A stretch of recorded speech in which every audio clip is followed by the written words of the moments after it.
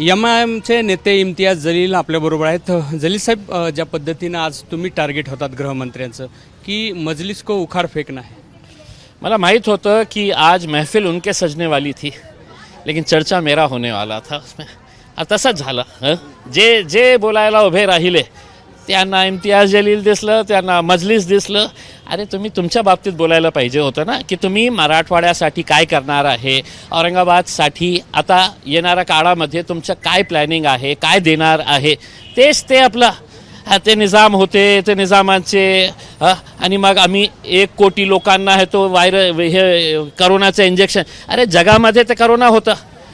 आता किती 100 वर्ष तुम्ही हेच करणार का आहे. आम्ही करोनाचं इंजेक्शन दिलं होतं, आम्ही करोनाचं हे केलं होतं, मोदीने हे केलं, मोदीने ते केलं. अरे पंतप्रधान आहे त्या खुर्चीवर मी जाऊन बसलं तर मीच तसं काम करणार आहे. पण अपेक्षा हे होती की अमित शाह साहेब सहकार क्षेत्रातले मंत्री आहे.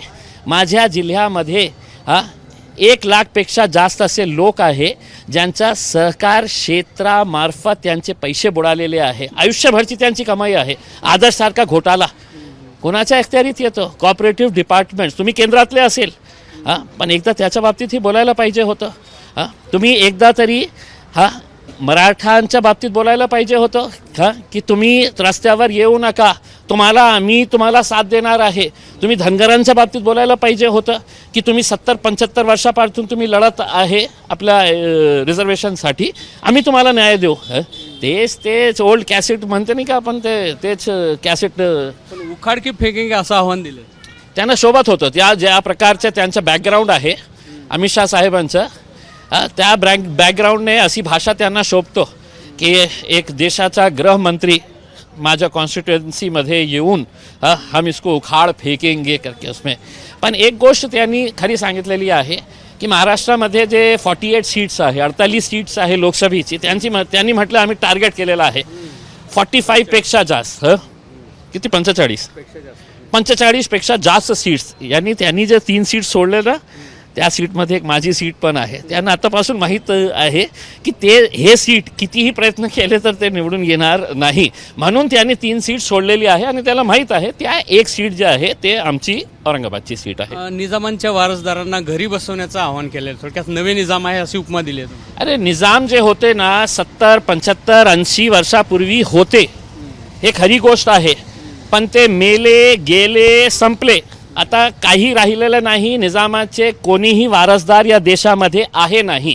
पण एक गोष्ट मी प्रामाणिकपणे सांगतो की जे काम निजाम करत होतं या देशाला कमजोर करण्यासाठी, या देशाला तोडण्या आणि फोडण्यासाठी, ते काम आज देशामध्ये कोणता पक्ष करत आहे की आपला सत्तामध्ये येण्यासाठी आपण कशी तडजोड आज देशामध्ये करत आहे, हे कोण करत आहे मला सांगण्याची गरज नाही आहे.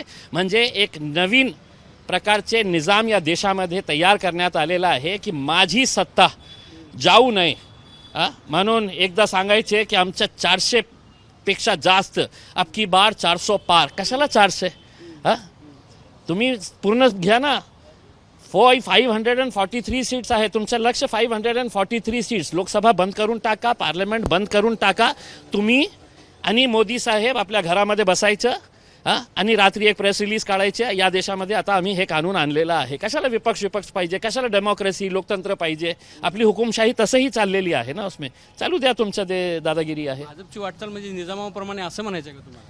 मग काय हे जे वारंवार हे म्हणतं ना की निजाम होतो, मी पण बोलतो ना, मी काय निजामाचा समर्थक नाही आहे, मी निजामाचा फॉलोअर नाही आहे.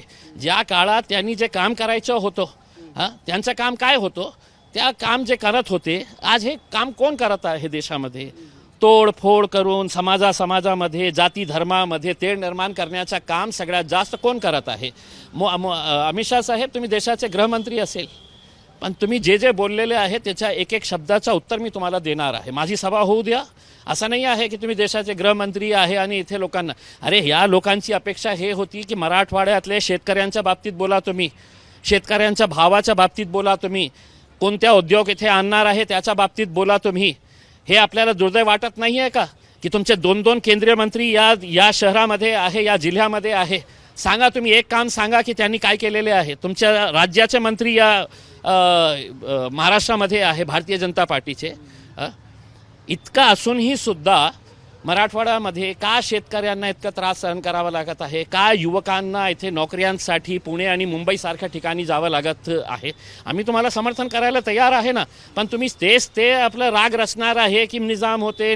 अरे गेले ना साहेब, अब नई बात करिएगा. अमित शाह साहब नए आए हैं तो